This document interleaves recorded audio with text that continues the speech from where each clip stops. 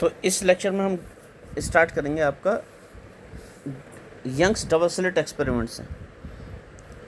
जैसे कि आपको सामने चित्र में दिख रहा है यंग्स डबल स्लिट एक्सपेरिमेंट, ये मैंने जूम कर दिया थोड़ा सा। इसमें क्या है, आपका एक सोर्स है, मोनोक्रोमेटिक लाइट सोर्स। यहाँ पे देखो, ये मैंने सर्कल कर दिया, ये लाइट सोर्स है, एक पॉइंट बना हुआ ना यहाँ पे। लाइट सोर्स कौन सी है? जो पॉइंट बना रखा है मैंने, यहाँ पे पॉइंट बना रखा है, ये लाइट सोर्स है। इस लाइट सोर्स से लाइट निकलेगी, तो मैंने वेव फ्रंट्स दिखा रखे हैं। वेव फ्रंट आपको पता होगा कि all the points in the light wave which are in same phase. तो अगर कोई भी सोर्स पॉइंट सोर्स है, तो उससे, जैसे सपोज यहाँ पे पॉइंट सोर्स है, ये मैंने देखो राइट में बना रहा, पॉइंट है, यहाँ से लाइट निकली, तो इससे निकलने वाली लाइट इस दिशा में भी जाएगी, इसमें भी जाएगी, इसमें भी जाएगी, इसमें भी जाएगी, ऐसे भी जाएगी, ऐसे सब दिशाओं में जाएगी लाइट इससे, और इक्वल टाइम में इक्वल डिस्टेंस तय करेगी। तो फेज में पॉइंट्स कौन से होंगे? एक जो इसे सेंटर मान के गोले बनाएंगे आप, इसे सेंटर मान के जितने भी गोले बनाएंगे वो एक फेज में होंगे सारे पॉइंट्स, इस तरह से। तो पॉइंट सोर्स से निकलने वाले लाइट का जो वेव फ्रंट होता है वो स्फीयर होता है, क्योंकि 3 डायमेंशनल हो गया ना, चारों तरफ निकलेंगी लाइट। तो जो फेज में पॉइंट्स होंगे वो क्या होंगे? कोई भी स्फेरिकल सरफेस होगी जिसका सेंटर क्या होगा? पॉइंट होगा। तो इसी तरह से इससे स्फेरिकल वेव फ्रंट निकलेगा। ये स्फेरिकल वेव फ्रंट्स मैंने दिखा रखे निकलते हुए, ये स्फेरिकल वेव फ्रंट निकल रहे हैं इस सोर्स से, और फिर क्या हो रहा है, इनमें आगे जाके 2 स्लिट हो जाती हैं। एक स्लिट ये हो गई, एक स्लिट यहाँ पे हो गई ऊपर, एक स्लिट यहाँ पे हो गई, S1 और S2। इस चित्र को मैंने आगे एनलार्ज करके भी बनाया है आपके, इसे भी एनलार्ज करेंगे तो आपको पता लगेगा। मैंने S1 S2 लिखा है, देखो यहाँ पे ये S1 लिखा है, यहाँ पे ये देखो S1 लिखा है, यहाँ पे S2 लिखा है। इस चित्र को एनलार्ज करके मैंने आगे भी बना दिया है। तो ठीक है, S1 S2 स्लिट्स हो गई। ये एक S सोर्स थी, इससे S1 स्लिट पे इसके से निकलने वाला वेव फ्रंट आया, और S1 S2 2 स्लिट थी।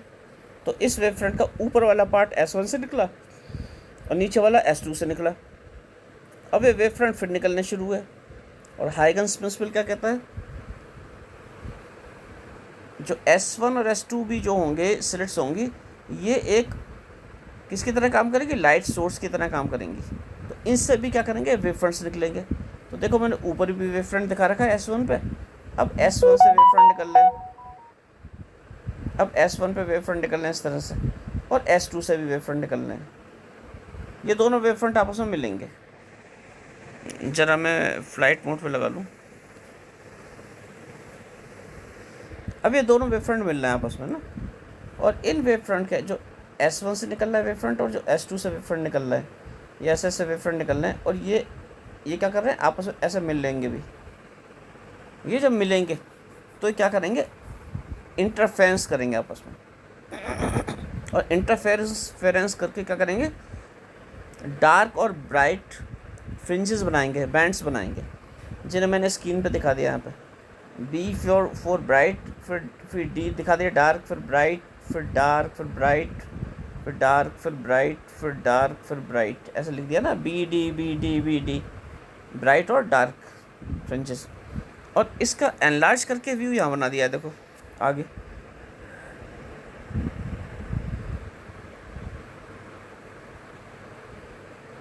ये S1 स्लिट है और ये S2 स्लिट है, इन दोनों से वेव फ्रंट निकल रहे हैं। देखो, पहला जो वेव फ्रंट है वो मैंने सॉलिड लाइन बना रखी है, S1 से निकलने वाला पहला सॉलिड लाइन है, फिर इसके आगे डॉटेड लाइन है, फिर सॉलिड लाइन है, फिर डॉटेड लाइन है, फिर सॉलिड लाइन है, फिर डॉटेड लाइन है। ये इस तरह से दिखा रखा है, क्योंकि वेव जो होती है ना आपकी, ये जो वेव होती है जब वो चलती है वेव, तो इस तरह से कुछ चलती है, इस तरह से।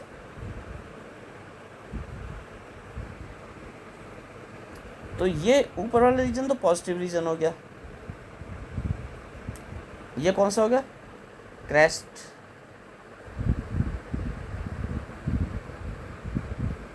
और नीचे का क्या हो गया? नेगेटिव रीजन हो गया वेव का। ये कहता है ट्रफ।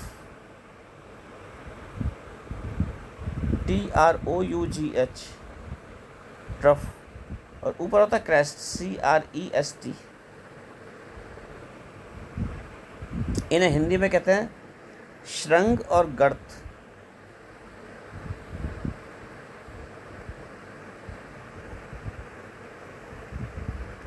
श्रृंग कहते हैं क्रेस्ट को, और इसे कहते हैं गर्त, श्रृंग और गर्त। तो वेव जो होती है उसमें श्रृंग और गर्त होते हैं। पॉजिटिव वाला पार्ट क्रेस्ट हो गया और नेगेटिव वाला पार्ट हो गया ट्रफ। ऊपर का श्रृंग हो गया, नीचे का क्या हो गया, गर्त हो गया। तो मैंने श्रृंग और गर्त दिखा रखा है। श्रृंग क्या हो गया, सॉलिड लाइन, और गर्त किसे दिखा रखा है, डॉटेड लाइन। तो देखो जहाँ पे श्रृंग और श्रृंग मिलेंगे, यानी क्रेस्ट और क्रेस्ट मिलेंगे, और जहाँ पे ट्रफ और ट्रफ मिलेंगे, मतलब समान चीज़ें जहाँ मिलेंगी, वहाँ तो मैग्नीट्यूड बढ़ जाएगा वेव का। मान लो दो वेव आ रही हैं, एक S1 से आ रही है, एक S2 से आ रही है। मान लो एक वेव ये थी S1 से आ रही थी, एक वेव S1 से आ रही है ऐसे ऐसे, और दूसरी किससे आ रही है, S2 से, ऐसे आ रही है S2 से। तो इनके जहाँ पे देखो अगर क्रेस्ट और क्रेस्ट मिल जाएंगे तो इनका रिजल्टेंट क्या होगा, जुड़ जाएगा, पॉजिटिव डायरेक्शन में आ जाएगा। और ट्रफ से ट्रफ अगर मिल जाते हैं इनके बिल्कुल सेम समान जगह पे नीचे आ जाते हैं, तो इनका नेगेटिव फिर मैग्नीट्यूड फिर जुड़ जाएगा, इनका रिजल्टेंट का मैग्नीट्यूड आएगा, जुड़ जाएगा, कहते क्या नीचे की तरफ बढ़ जाएगा। और लेकिन अगर इनका ऐसा हो, ये तो मैंने देखो बिल्कुल फेज में थी दोनों, जहाँ पे ऊपर वाले का क्रेस्ट आ रहा है, नीचे का ट्रफ आ रहा है, जहाँ ऊपर क्रेस्ट आ रहा है वहीं पे इसका ट्रफ आ रहा है। मैंने बिल्कुल आइडेंटिकल फ्रिक्वेंसी की बिल्कुल आइडेंटिकल बना दी ना, इस तरह से देखो ये बना दी, तो इनके सेम पॉइंट सेम जगह मिल रहे हैं बिल्कुल, ये आइडेंटिकल बनाई है ना, थोड़ी सी बन गई वैसे। तो क्रेस्ट से क्रेस्ट अगर मिल जाता है जहाँ पे मिलेगा, और ट्रफ से ट्रफ जहाँ मिलेगा, वहाँ पे तो क्या होगा, कंस्ट्रक्टिव इंटरफेरेंस होगा। और जहाँ पे क्रेस्ट से ट्रफ मिलेगा या ट्रफ से क्रेस्ट मिलेगा, वहाँ डिस्ट्रक्टिव इंटरफेरेंस होगा। अभी आगे डिटेल में दिखाएंगे आपको। तो ये यंग्स डबल स्लिट एक्सपेरिमेंट था। ये एक सिंगल स्लिट सोर्स ली, इस सोर्स से जो वेव फ्रंट निकल रहा है वो दो पार्ट में डिवाइड हो गया, स्लिट S1 से और S2 से। फिर ये इनसे भी वेव फ्रंट निकले, और दोनों वेव फ्रंट क्या करेंगे, आपस में इंटरफेयर करेंगे, और इंटरफेरेंस करके डार्क और ब्राइट बैंड बनाएंगे, फ्रिंजेस बनाएंगे। और ये इस तरह का बनेगा पैटर्न। इस तरह का पैटर्न हम दिखाते हैं स्क्रीन पर। तो डार्क ब्राइट इस तरह का इंटरफेरेंस पैटर्न बन जाएगा। यहाँ मैंने लिख भी दिया है, dark and bright bands oblique fringes at equal distances.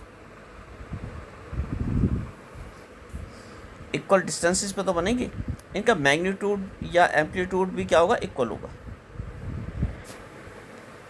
ये जो ये है ऊपर, ये देखो समान होंगी, बिल्कुल आइडेंटिकल होंगी, बिल्कुल आइडेंटिकल सारी की सारी। ये इंटरफेरेंस में होती है बिल्कुल आइडेंटिकल। और डिफ्रैक्शन में क्या होता है, डिफ्रैक्शन पहली वाली बड़ी होती है, फिर उसके बाद छोटी हो जाती है, फिर उसके बाद छोटी हो जाती है, ऐसे बहुत छोटी, ऐसे होता है डिफ्रैक्शन में, इस तरह से होता है, फिर इधर भी छोटी, इधर भी और छोटी, ऐसे ये डिफ्रैक्शन में होता है। लेकिन इंटरफेरेंस में क्या होता है, बिल्कुल एक जैसी फ्रिंजेस होती है। तो इस तरह का इंटरफेरेंस पैटर्न बन जाएगा इसमें। तो मैंने लिख दिया dark and bright bands at equal distances बन जाएंगे ना। और यही बताते हैं एम्पलीट्यूड इन पॉजिटिव डायरेक्शन क्या होता है, क्रेस्ट होता है। एम्पलीट्यूड इन नेगेटिव डायरेक्शन क्या होता है, ट्रफ होता है, जो मैंने अभी समझाया था आपको। अगर क्रेस्ट से क्रेस्ट मिलेगा या ट्रफ से ट्रफ मिलेगा तो कंस्ट्रक्टिव इंटरफेरेंस होगा, और अगर अपोजिट मिलेंगे, क्रेस्ट से ट्रफ मिल जाता है, ट्रफ से क्रेस्ट मिल जाता है, तो डिस्ट्रक्टिव इंटरफेरेंस होगा। इसे भी और डिटेल में डिस्कस करेंगे। ये तो था जो यंग्स ने डबल स्लिट एक्सपेरिमेंट किया था with the help of light. लेकिन हमें पता है वेव पार्टिकल ड्यूअलिटी से कि पार्टिकल्स जो हैं वो वेव की तरह बिहेव कर सकते हैं, और वेव जो है पार्टिकल्स की तरह बिहेव कर सकती है। तो फिर यह आया दिमाग में आया कि ये जो यंग्स डबल स्लिट एक्सपेरिमेंट है, इस तरह का एक्सपेरिमेंट तो पार्टिकल के साथ भी किया जा सकता है। आप क्या करिए, पार्टिकल्स डाल दीजिए डबल स्लिट पर, और पार्टिकल्स क्या करेंगे, वेव की तरह बिहेव करेंगे और डबल स्लिट से निकलेंगे, आपस में इंटरफेरेंस करेंगे और इंटरफेरेंस पैटर्न बन जाएगा। तो उसे सोचते हुए एक एक्सपेरिमेंट डिज़ाइन किया गया, जो आपको इस ब्लॉक में दिख रहा है बना हुआ। इसमें क्या है, ये एस टी लिखा है, हाई टेंशन। ये एक्चुअली हाई वोल्टेज होता है, high tension means high voltage. तो देखो बैटरी से कॉम्बिनेशन लगा रखे मैंने, नेगेटिव पॉजिटिव, फिर डेट डॉट डॉट डॉट, फिर नेगेटिव पॉजिटिव। इसका मतलब कई सारी बैटरी जोड़ रखी है, हाई वोल्टेज लगा रखा है। हाई वोल्टेज कहाँ लगाया है, इसका नेगेटिव पार्ट कहाँ लगाया है, इसका नेगेटिव पार्ट सेंटर वाले फिलामेंट में लगाया है, यहाँ पे लगा दिया। ये फिलामेंट है, एफ एफ प्राइम इस फिलामेंट, नीचे लिख भी दिया मैंने, एफ एफ प्राइम इस फिलामेंट में लगा दिया। और इस हाई वोल्टेज का पॉजिटिव पार्ट का लगा दिया, इस पूरे स्फेयर इस सिलेंड्रिकल शेल में लगा दिया। ये सिलेंड्रिकल शेल पूरा क्या हो जाएगा, ये पूरा इंक्लूडिंग स्लिट, ये स्लिट जो बनी हुई है ये क्या हो जाएगा, पॉजिटिव हो जाएगा।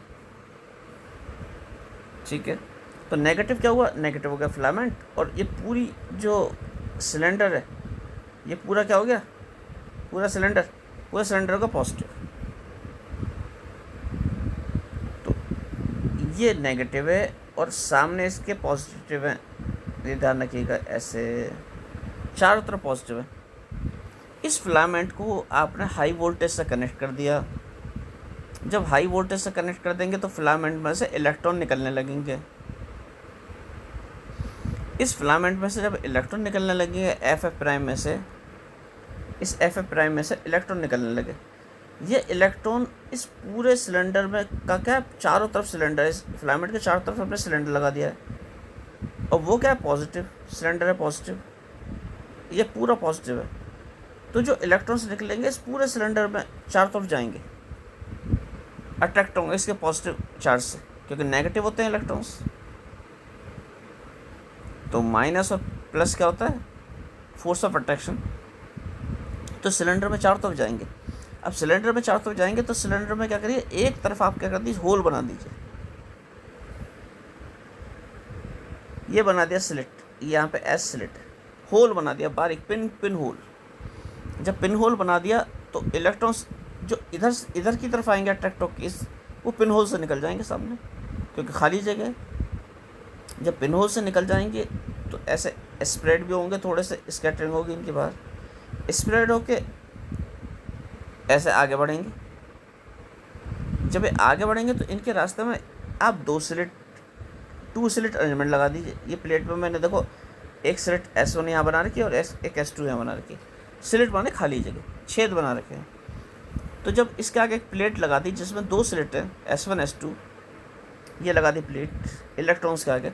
अब इलेक्ट्रॉन्स S1 में से भी निकलेंगे और S2 में से भी निकलेंगे, S1 में से भी निकल रहे हैं और S2 में से भी निकल रहे हैं, इस तरह से निकलेंगे S1 S2 में से।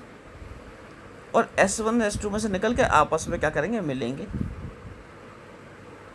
अगर ये वेव फॉर्म में है, वेव को एसोसिएट करते हैं, तो एक कंस्ट्रक्टिव इंटरफेरेंस दिखाएंगे।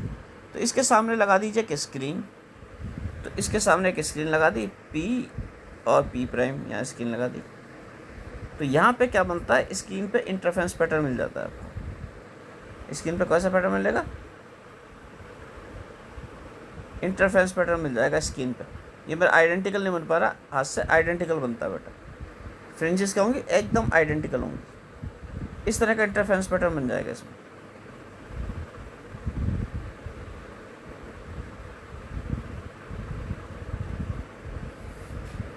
तो स्क्रीन पे बन जाएगा इंटरफेरेंस। तो हमने इलेक्ट्रॉन से इंटरफेरेंस पैटर्न बना दिया।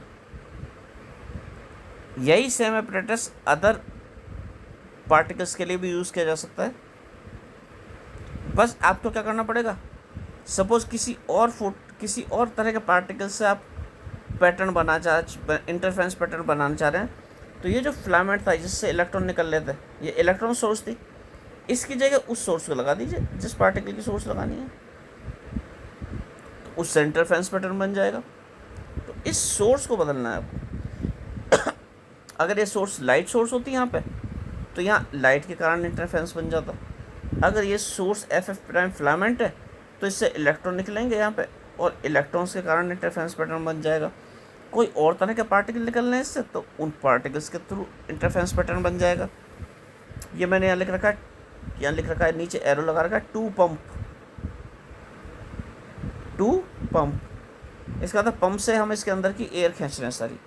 यहाँ पे हमने क्या कर दिया, इसके अंदर वैक्यूम में, तो गिलास जार में पूरा इनक्लोज कर रखा है सेपरेट, उसको उसके अंदर क्या है, वैक्यूम क्रिएट कर रखा है हमने।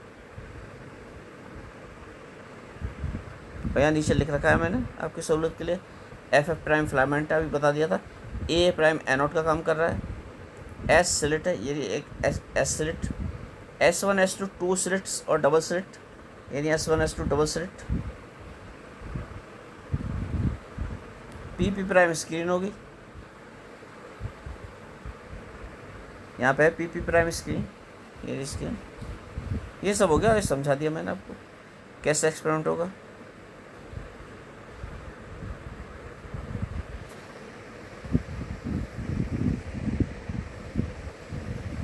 अब आगे आते हैं, अब आते हैं प्रिंसिपल ऑफ सुपरपोजिशन पे।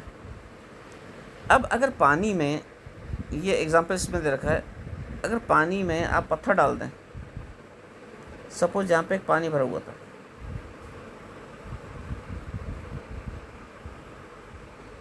ये किसी जगह पानी भरा हुआ है,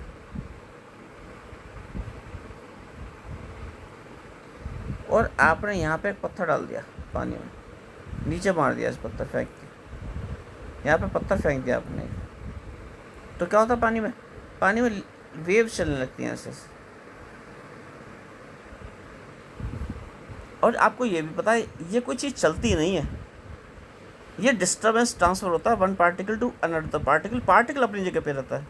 तो पानी इनफैक्ट चलता नहीं है, पानी अपनी जगह पे रहता है, बस इसमें वेव्स बन जाती हैं किसकी, डिस्टर्बेंस की। और वो कैसे पता लगता है, यहाँ पे कोई हल्की सी चीज़ डाल दीजिए, कोई बारीक सी, सपोज प्लास्टिक का टुकड़ा डाल दीजिए यहाँ पे, प्लास्टिक का टुकड़ा, तो अगर ये वेव ऐसे ऐसे चल रही थी आगे की तरफ, सपोज ये वेव आगे चल रही थी, होती ऐसे आगे चल रही थी वेव, तो प्लास्टिक का टुकड़ा आगे चलना चाहिए था यहाँ पे, और थोड़ी देर बाद यहाँ पहुँच जाना चाहिए था आगे चल के, अगर वेव चल रही थी तो। लेकिन इनफैक्ट होता क्या है, प्लास्टिक का टुकड़ा अपनी जगह पे ऊपर नीचे वाइब्रेशन करता रहता है। तो अगर आपने, ये पानी था, ऊपर की सरफेस बना देता हूँ मैं, ये पानी था और इसमें आपने पत्थर फेंक दिया, यहाँ आपने पत्थर फेंक दिया और इससे वेव क्रिएट हो गई ऐसे पानी के ऊपर उसकी सरफेस पे।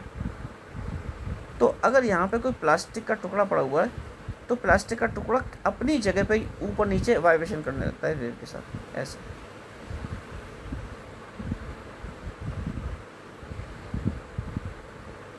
ये प्लास्टिक का टुकड़ा ऐसे ऊपर नीचे वाइब्रेशन करने लगता है, ये आगे नहीं बढ़ता।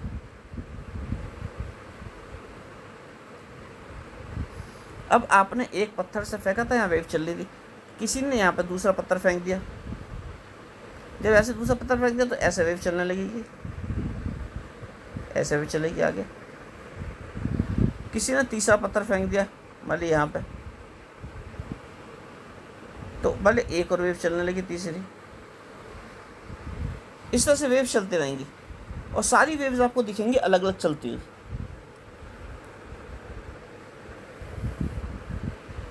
सारी वेव्स अलग अलग दिखेंगी, आपस में एक दूसरे को डिस्टर्ब नहीं करेंगी। जैसे कि म्यूज़िकल इंस्ट्रूमेंट्स चलते हैं, म्यूज़िकल इंस्ट्रूमेंट में बांसुरी बज रही है, फ्लूट, और कोई गिटार भी बजाने लगता है, तो आपको सब सुनाई देता है। ऐसा थोड़ी होता है कि फ्लूट की आवाज़ और गिटार की आवाज़ मिक्स हो गई और सब रैंडम हो गया, आपको कुछ समझ में ही नहीं आ रहा, मिक्स हो के अजीब सी हो गई। जितने भी म्यूज़िकल इंस्ट्रूमेंट होते हैं सबकी आवाज़ सुनाई देती है आपको। क्यों? क्योंकि वो एक दूसरे को क्या करती है, डिस्टर्ब नहीं करती। तो इसी पे बेस्ड प्रिंसिपल ऑफ सुपरपोजिशन है। प्रिंसिपल ऑफ सुपरपोजिशन क्या कहता है, ये है नीचे principle of superposition. Principle of superposition कहता है कि किसी भी पॉइंट पे, ये आ गया प्रिंसिपल ऑफ सुपरपोजिशन, मान लिया एक ये हमारे पास मीडियम था, यहाँ पे एक पार्टिकल था, ये हमारे पास एक पार्टिकल है P, suppose we have a particle P. अब हमारे क्या किया, इस मीडियम में एक वेव आई हमारी। जब वेव आई, सपोज पानी में पार्टिकल है, एक वेव आ गई, हमने एक पत्थर फेंक दिया, तो होता क्या है, ये पार्टिकल जो है, जब वेव 1 आई, वेव नंबर 1 मैं लिख दिया वेव 1, तो पार्टिकल जो था यहाँ पे, ये पार्टिकल प्लास्टिक मान लीजिए को पानी में, ये ऊपर नीचे वाइब्रेट करने लगा सपोज ऐसे,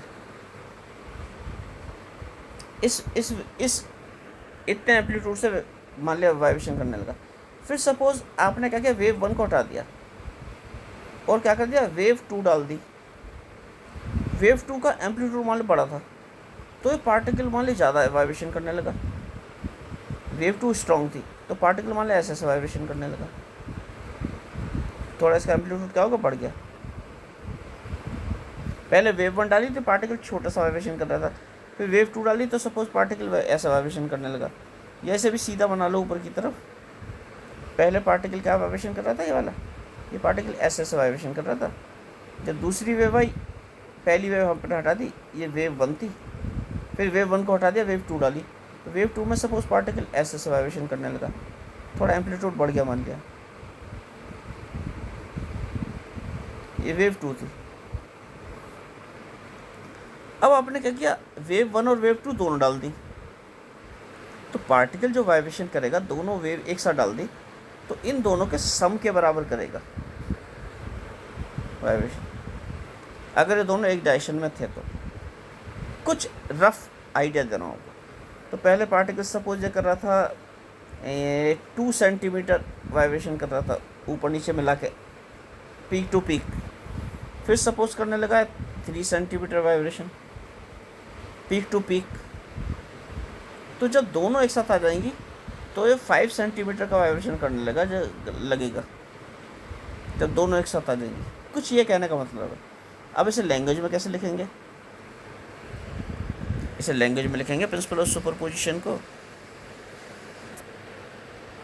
इसे लिखेंगे the net displacement of a given point in space, क्या, net displacement of a given point in space at any time due to 2 or more waves is the algebraic sum of the displacements produced at that point by all waves। इसका मतलब हुआ the net displacement of a given point in space in the presence of 2 or more waves is equal to its displacement, it is equal to the algebraic sum of its displacement due to individual waves। जैसा मैंने बताया था, अगर किसी wave के कारण किसी point का डिस्प्लेसमेंट y1 हो रहा है, दूसरी वेव के कारण y2 हो रहा है, तीसरी वेव के कारण y3 हो रहा है, और फिर तीनों वेव एक साथ डाल दो उस पार्टिकल पे, तो उसका डिस्प्लेसमेंट जो होगा y1 plus y2 plus y3 होगा। ये क्या है, ये प्रिंसिपल ऑफ सुपरपोजिशन कहता है। और अगर वेव फंक्शन के टर्म्स में कहें, वेव फंक्शन आपको पता ही क्या है, किसी वेव का फंक्शन जो उसका एम्पलीट्यूड भी दिखाता है, उसका फ्रिक्वेंसी भी दिखाता है, इस तरह का, जैसे a साइन ओमेगा टी जिसे दिखाता है a sign k x minus omega T, इस तरह से होता है वेव फंक्शन। ओमेगा टी में नहीं आ रहा है यहाँ पे, ये समझ लीजिए, इस तरह का wave function y is equal to A sine k x minus omega t. तो मैथमेटिकली क्या कैसे कह सकते हैं, अगर एक पार्टिकल था और एक वेव आई, उस वेव ने उसका डिस्प्लेसमेंट या उसके कारण उसका वेव फंक्शन क्या था, y1 था, और दूसरी वेव के कारण वेव फंक्शन क्या था, y2 था, और दोनों वेव एक साथ स्पेस में आ जाएं, उस पार्टिकल को डिस्टर्ब करें, तो रिजल्टेंट वेव फंक्शन क्या होगा, उन दोनों वेव फंक्शन का सम होगा y1 plus y2, y will be equal to y1 plus y2। तो इसके आगे का नेक्स्ट लेक्चर में डिस्कस करेंगे। इस लेक्चर को यहीं ख़त्म करते हैं।